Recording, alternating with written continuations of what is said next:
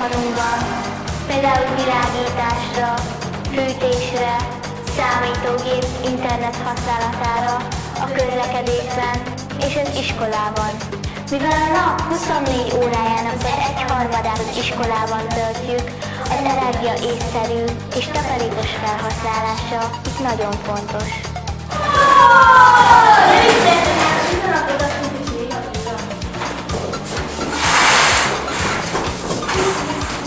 És néha nem elég lekapcsolni, az észszerű felhasználással többet takarékoskodhatunk.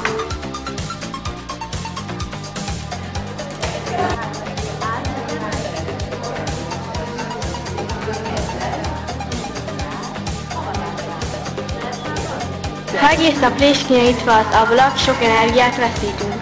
A rövid, de intenzív szerőztetéssel ez megtakarítható.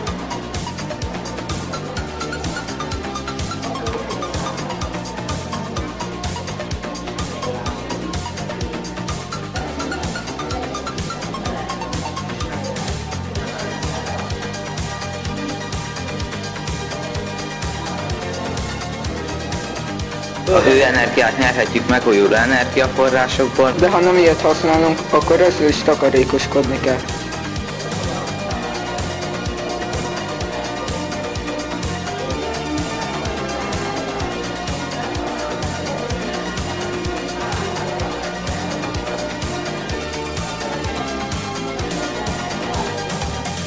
Az elektromos energia drága kincs. Ha már nincs szükség rá, ne pazaroljuk.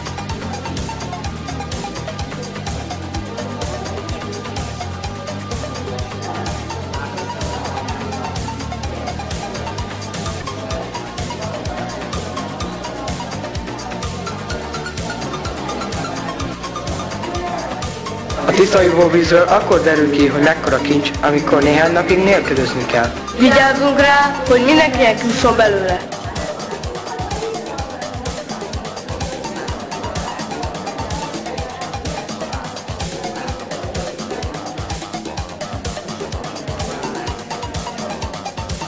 Környezetvédelemmel nem közvetlenül magunknak takarítunk meg pénzt és energiát, De amíg sokáig akarunk ezen a bolygón élni, akkor erre is figyelnünk kell.